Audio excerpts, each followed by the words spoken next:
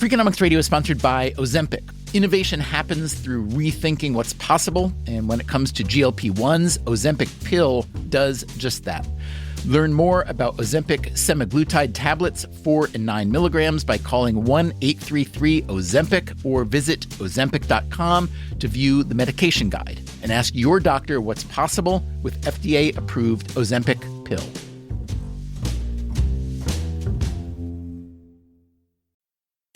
Freakonomics Radio is sponsored by Hotels.com. Hotels.com gives you access to hundreds of thousands of hotels worldwide, and when you join for free, you can save up to 20% instantly with member prices. Plus, every stay earns rewards, so when you book one trip, you're already lowering the cost of the next one. Hotels.com is simple, rewarding, and designed to help you get more out of every stay. Sign up for free and book today. Hotels.com. It's all in the name. Freakonomics Radio is sponsored by Amica. You know what they say, if you want to go fast, go alone. If you want to go far, go together. So go with Amica and get coverage from a mutual insurer that's built for their customers, one that looks after what's important to you together. Auto, home, life, and more, coverage that fits your unique needs. Amica helps you protect what matters most. Visit Amica.com and get a quote today.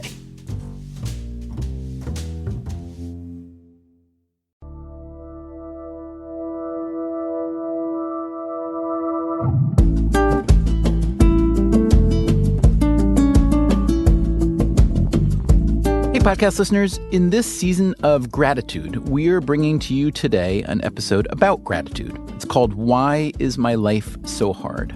We first released it last March, and it quickly became one of our most popular episodes. Also, I wanted to let you know about a new project you might be interested in. A while back, we put out an episode called How to Be Less Terrible at Predicting the Future. It was about the research psychologist Philip Tetlock and his long-standing quest to turn the guesswork of prediction into a science. He set up a massive forecasting tournament about geopolitics to try to learn what it takes to be a super forecaster. Well, Tetlock is now running a new forecasting tournament, also about geopolitics, and he is looking for volunteers. But in this one, the humans get some help in the form of artificial intelligence. It's called the Hybrid Forecasting Competition. Phil Tetlock knows that Freakonomics Radio listeners are smart and curious, so he asked us to announce this call out for volunteers. You can sign up at hybridforecasting.com. Good luck.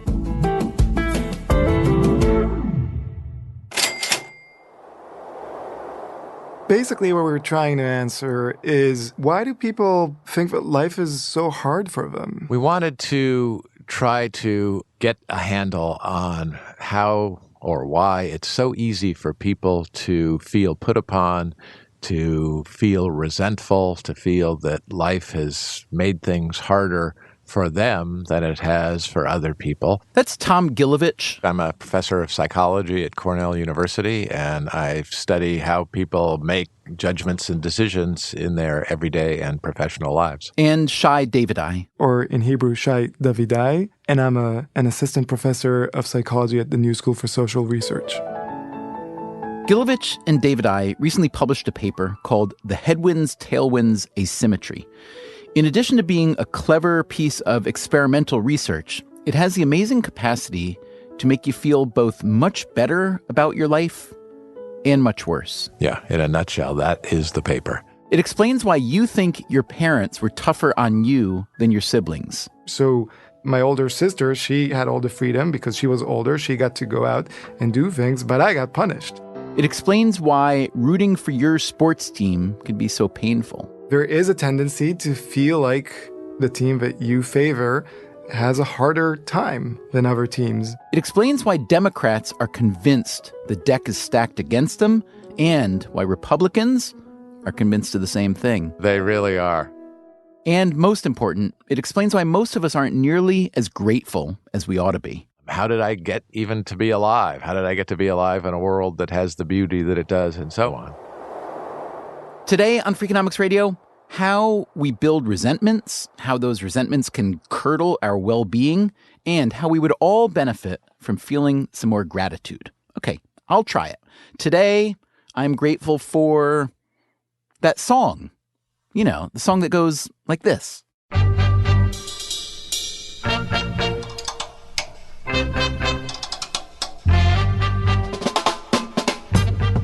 From WNYC Studios, this is Freakonomics Radio, the podcast that explores the hidden side of everything. Here's your host, Stephen Dubner. So, what are you grateful for today? I'm grateful for Tom. Shy David I again. I'm not joking. I know I had the best graduate school advisor, mentor, and friend in Tom.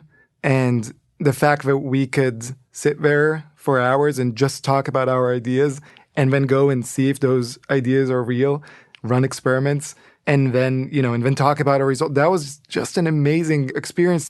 For what it's worth, the feeling is mutual. Shy's just terrific, and I'm convinced is going to have a great career. David I, 33 years old, got his PhD in psychology just a couple years ago. If you were going to pick a mentor in the field, you couldn't do much better than Tom Gilovich. You're too kind. Many of the topics we've discussed on this program over the years, especially those relating to behavioral economics, owe a debt to Gilovich's research. I'd love to read off just a quick list of phenomena that you're known for studying, in some cases pioneering, and maybe have you just give a very brief description of what the thing is and what it means. So, Number one, the spotlight effect. Yeah, the spotlight effect refers to a feeling most of us can relate to. It's the feeling that when we're doing something that other people are really attending to what we're doing, that the social spotlight is on us. And it turns out that other people are paying much less attention to us than we think. Right. The hot hand notion, or maybe the hot hand fallacy. Well, everyone who's ever played the game of basketball just knows you get this feeling where the game seems to slow down. It becomes easier. You almost don't even have to aim that carefully. The ball's just going to go in. It's one of the most compelling feelings that you can have. And it turns out if you statistically analyze people's shots, whether it's professional games, college basketball players shooting in a gym, although the feeling exists when you make several shots in a row, you will feel hot. That feeling, very surprisingly, doesn't predict how you're going to do in the next shot or the next several shots. The distribution of hits and misses in the game of basketball looks just like the distribution of heads and tails when you're flipping a coin, although, of course, not every player shoots exactly 50%. Very few of them do. Talk for just a minute about your work in happiness or hedonic studies. Yeah, almost so many psychologists who study judgment and decision-making have an interest in well-being or happiness as well, because after all, we try to make sound judgments and decisions to advance our physical and psychological well-being. So the question just asks itself, how good a job do we do of that, and how can we advance our well-being more? And in my particular case, that has involved studying such emotions as regret, decisions gone awry, gratitude, either on the part of decisions that have worked out well or just events that have happened to a person that you feel grateful for. Great. Briefly describe your research into bias blind spot. Yeah, the bias blind spot refers to the fact that everybody knows that people are biased, but it's much easier to see the bias in other people than in oneself. And one last one, and this one, it strikes me, plays into today's conversation about headwinds and tailwinds, self-handicapping. Describe that for me briefly. Yeah, self-handicapping is a familiar idea, particularly if we go back to the world of sports, where before a contest, people claim a certain obstacle in their favorite team's path that, maybe we'll win, but we've got a key player out. And that's setting everyone up for an explanation if you should lose. Students often do this too. They might study as hard as they can and pretend that they haven't studied. So if they bomb the exam, people don't think they're challenged. And if they should succeed, all the better. It's a more glorious victory if you've overcome an obstacle. So people will put these obstacles in their path to manage other people's and their own attributions or explanations for why they succeeded or failed. Why people succeed and fail. An important topic, plainly, but a complicated one, especially for academic psychologists like Gilovich and Davidai. It's a huge question, a messy question with a ton of variables, hard to measure. But people's attributions or explanations for why they succeeded or failed, that they could explore. We wanted to try to get a handle on how or why it's so easy for people to feel put upon, to feel resentful, to feel that life has made things harder for them than it has for other people. And at the same time, try to understand why it might be hard for people to be as grateful as perhaps we should. Which gets us to their paper, The Headwinds, Tailwinds, Asymmetry. The idea should be familiar to anyone who cycles or runs for exercise. Sometimes you're running or cycling into the wind, and it's not pleasant. You're aware of it the whole time. It's retarding your progress, and you can't wait until the course changes so that you get the wind at your back. And when that happens, you're grateful for about a minute. And very quickly, you no longer notice the wind at your back that's helping push you along. And what's true when it comes to running or cycling is true of life generally. You argue that gratitude has been shown to be good for us. What's the evidence for that? A lot of people have done work on gratitude over the last 20 years where they'll do things like have people keep a gratitude diary where every day or every week you write down what you have to be grateful for. Most people do it at evening just before they go to sleep, and you do that for a few days in a row, and you just see that people are happier, they're more satisfied with their lives. Or you have assignments to write a letter to a person every week expressing gratitude for something they've done for you. And giving it to someone face to face. So not just emailing them, but actually sitting there, having them read it, and then having a conversation about it. And when people do that, they sleep better, they go to the doctor less often. They also show less depressive symptoms. So there are all sorts of direct benefits to the grateful person. It's just amazing how many positive correlates there are to gratitude. But when you ask people what they're grateful for... When you ask people, what are you grateful for? The prototypical answer is my parents, my family, my friends, my loved ones. What they're missing is all these invisibles. What are these invisibles? Oh, there's so many. The fact that I had opportunities for education. How did I get even to be alive? The fact that we can sit here and talk, right? No one is monitoring what we're talking about. That is something that not everyone has. That is something that we should feel grateful for. We live in a time of unprecedented wealth and health. New technologies make things easier, cheaper, more convenient, and yet we quickly learn to complain about the limitations of these technologies, the dropped cell phone calls, the slow internet connections while on an airplane. Psychologists refer to this as the hedonic treadmill. You run really hard to get something. The thing that you get that you're aiming for feels good when you've got it. But then you adapt to it, and you have to run ever faster to get more and more. But here's a question. If gratitude is such a positive emotion... It's just amazing how many positive correlates there are to gratitude. Then you'd think we'd all be chasing after it hard all the time. So why aren't we?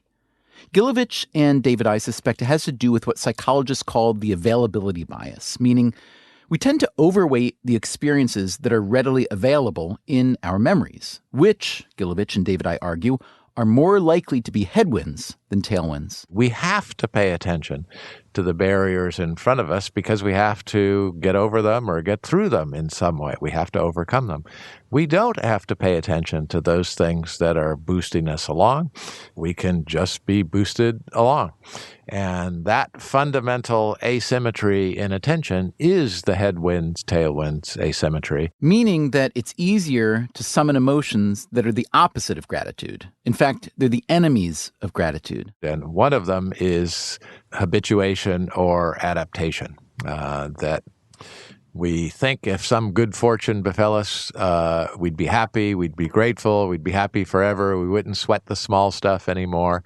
And that's true for a while, but then we adapt to it, and all of a sudden we're sweating the small stuff again. But that's hardly the only enemy of gratitude. The big ones are greed and envy. Okay, first, greed. Inherent in greed is the idea of this is not enough. It's not a means to an end. Having is the end when you experience greed.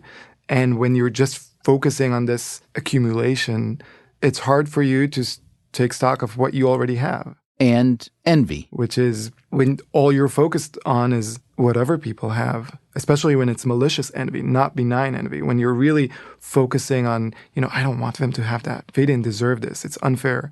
When you experience that, it's hard to stop and feel grateful. So that's a theory, at least. Once Tom Gilovich and Shai Davidai identified it, all they had to do was find evidence that it's actually true. If this headwinds, tailwinds asymmetry is a real psychological phenomena, we should find it in very different contexts and domains. Coming up on Freakonomics Radio, evidence of headwinds in family matters, sports, and politics, and how feeling the headwinds might persuade you that your country is in worse shape than it is, and that you need a new leader who will really shake things up. A willingness to do that, I think, is failing to appreciate all the things that make our lives really the envy of the rest of the world.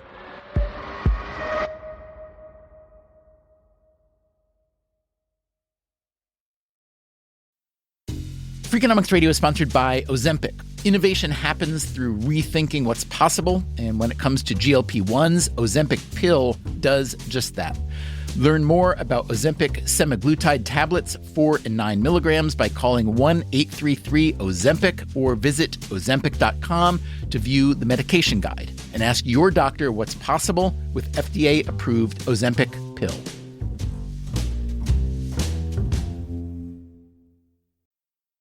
Freakonomics Radio is sponsored by Southern New Hampshire University. The best investments are the ones you make in yourself, and no one knows that better than Southern New Hampshire University.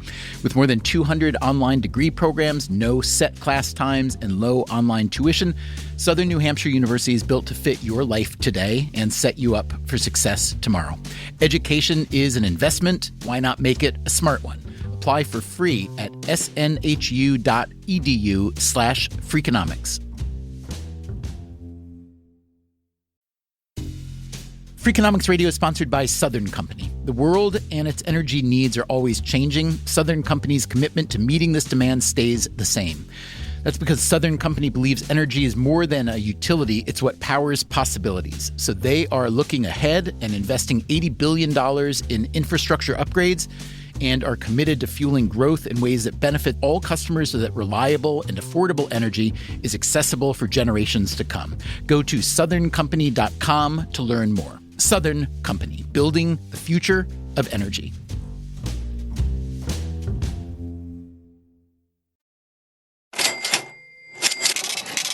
The academic psychologists Tom Gilovich and Shai Davidai wanted to know whether people put more emphasis on the headwinds they face, the barriers and obstacles and difficulties, than their tailwinds, like a free society and good health and so on.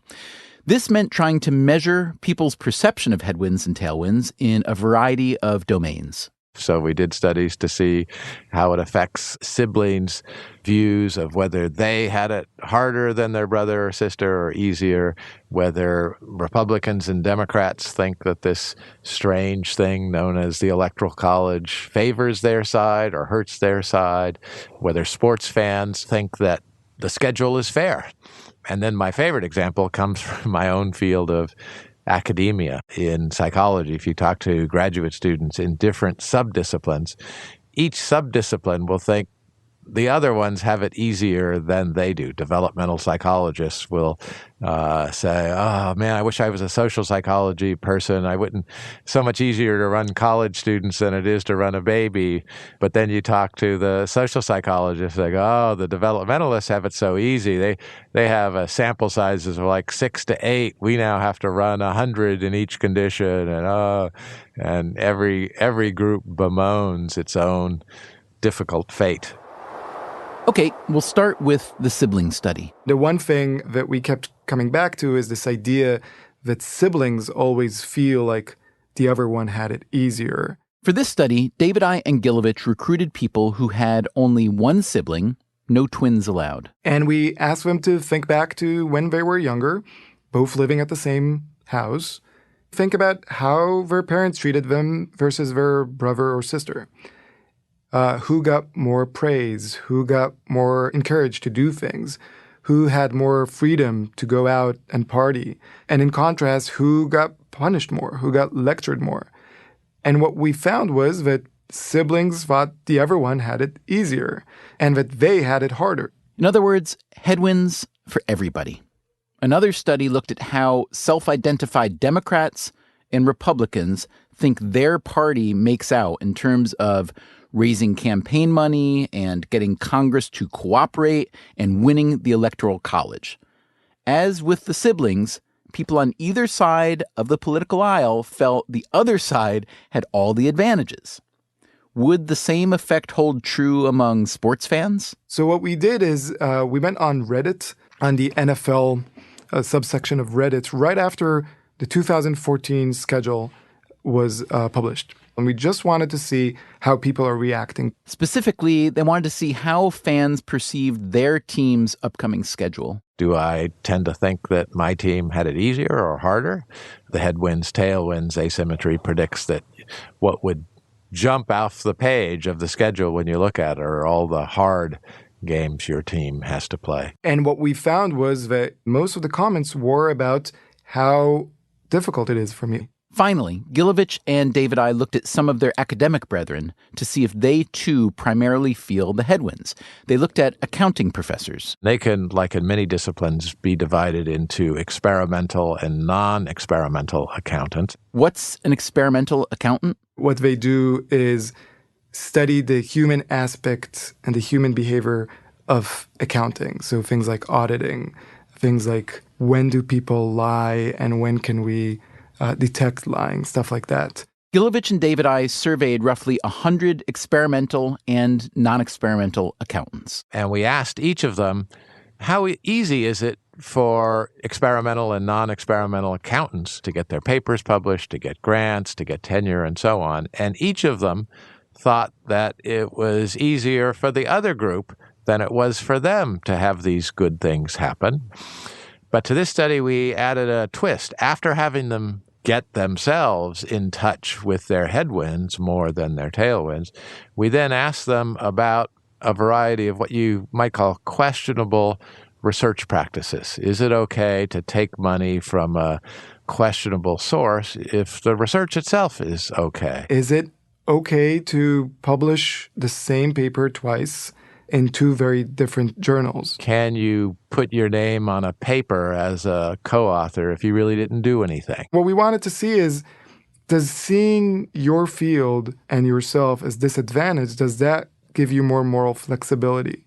Does that allow you, in your own mind, to maybe cut some corners? And what you find is that if people have just thought about who has it harder or easier, them or other people in their discipline, they are more accepting of these questionable research practices. So when you feel like, no, the deck is stacked against me, it appears that people want to make up for that, and they're willing to kind of bend the rules to do that. And obviously that has a lot of implications for real life. It encourages feeling resentful and unappreciative.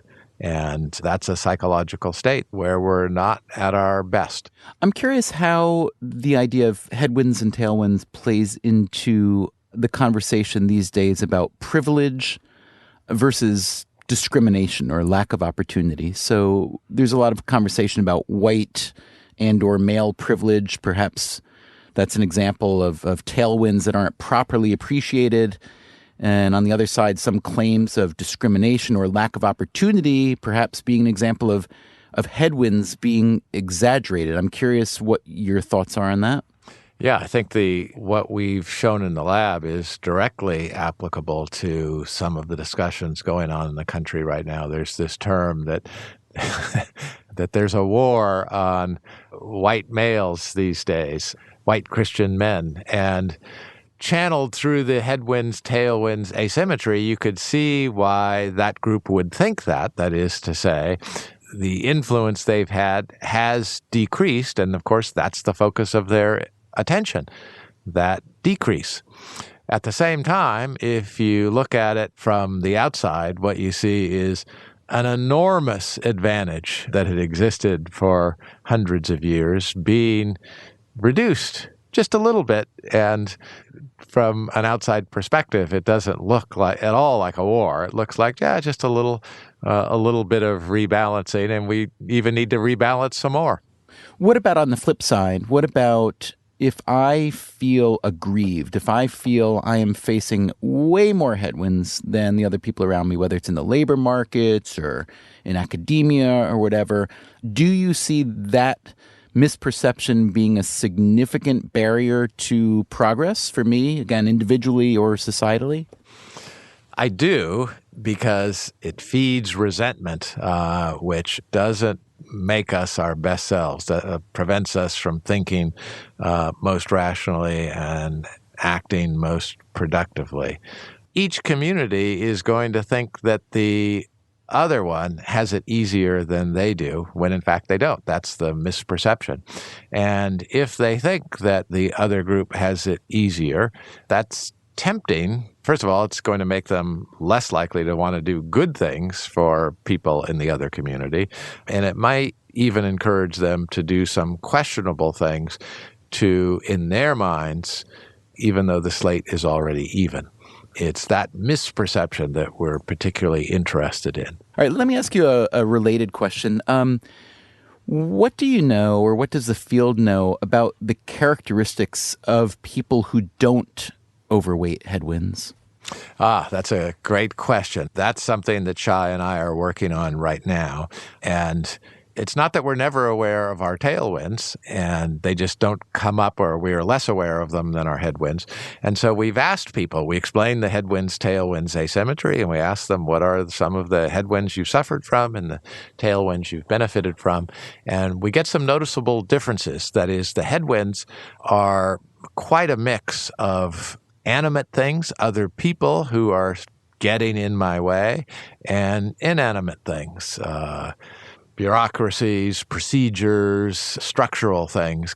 But when you look at the tailwinds people are aware of, they tend to cite way disproportionately the intervention of other people. When other people do things for us, it's a charming result in a way, that registers, and we're grateful. If you tell people how lucky they are, they don't like that. They guard against it. They're like, wait, what are you? You're diminishing my achievements.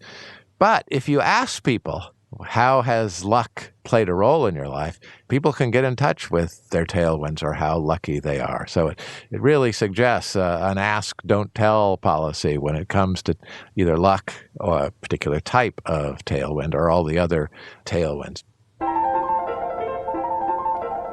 So, Tom, let me ask you this. Let's say I've heard you discussing this, and I find you an incredibly, even-handed and credible assessor of these phenomena, and that I believe you, I believe your research. What can I do to appreciate, then, the reality of my tailwinds and to not overweight, not get resentful, and therefore counterproductive as a result of my headwinds? Right.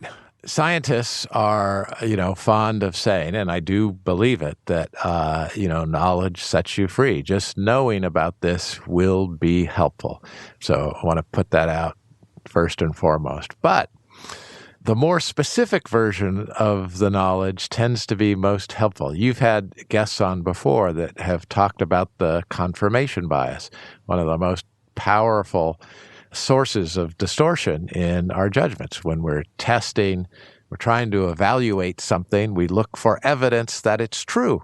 Because after all, if it were true, there should be evidence for it, so we look for it. A very, very sensible thing to do, but we also have to look for evidence against. And so the general recommendation there is, all right, don't fall prey to the confirmation bias. Try to consider the opposite, is the way that psychologists put it. That's the evidence for this. What's the evidence against it? And that's good advice, but it's a little general. It would be nice to make it more concrete. And so psychologists have developed some more concrete recommendations. One is to, and I really like this one, is to do what's called a pre-mortem. That is to say, if you believe that a certain policy is the right one, you tend to over-recruit evidence in favor of that belief. You try the policy. Rather than telling people consider the opposite, you say, okay, imagine that you tried the policy and after a year it crashed and burned, and you'd be doing a post-mortem, figure out what went wrong. Do that in advance. Do that right now. Imagine it worked out badly, and then explain it to yourself. That is a more specific recommendation that I think people can really sink their teeth into.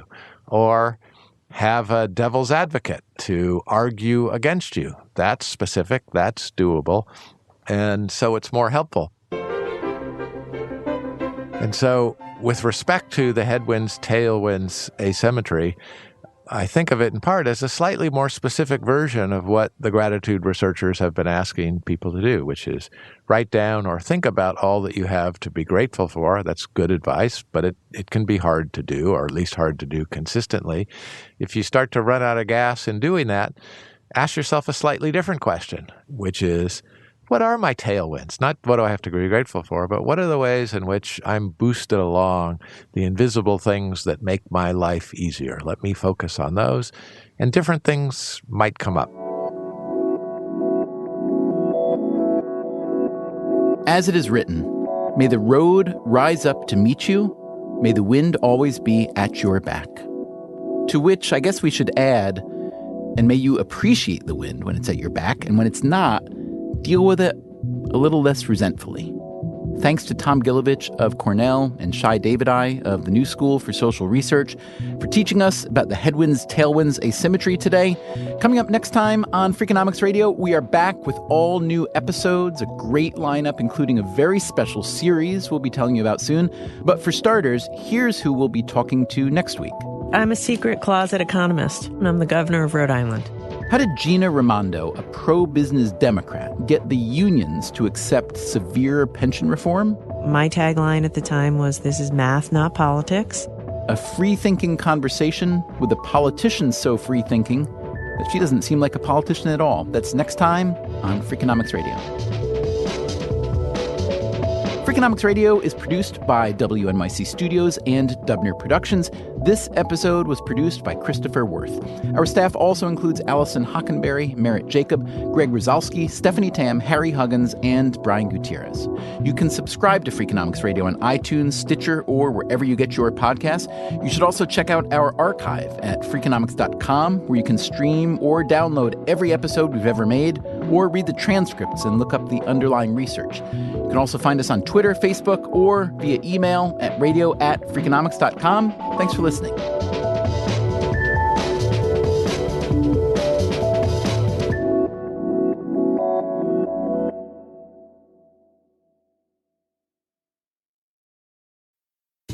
Freakonomics Radio is sponsored by Vitamix. According to the LA Times, the average American home contains 300,000 items, including a staggering number of appliances. All those gadgets, just clutter. But there's one tool that delivers what a dozen others only promise.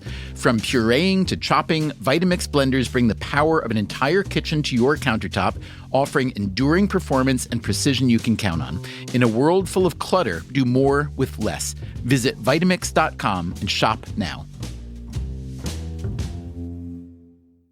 Hi, I'm Angie Hicks, co-founder of Angie. When you use Angie for your home projects, you know all your jobs will be done well. Roof repair? Done well. Kitchen sink install? Done well. Deck upgrades? Done well. Electrical upgrade? Done well. Angie's been connecting homeowners with skilled pros for nearly 30 years, so we know the difference between done and done well. Angie, the one you trust to find the ones you trust. Find a pro for your project at Angie.com. Sometimes life will get you stressed out. Lucky you can always count on text now. Free talk, free text, free 5G, and they'll never shut you off. 'Cause like I said, it's free. Text Now's got your back. Nationwide, no long-term contract. But oh, they're nervous about losing service. Text Now's got your back, that's their sense of purpose. No matter what comes next, you've got free talk and text with the Text Now app. Download it today. Wireless plans require the purchase of a SIM card. Visit textnow.com for terms and conditions.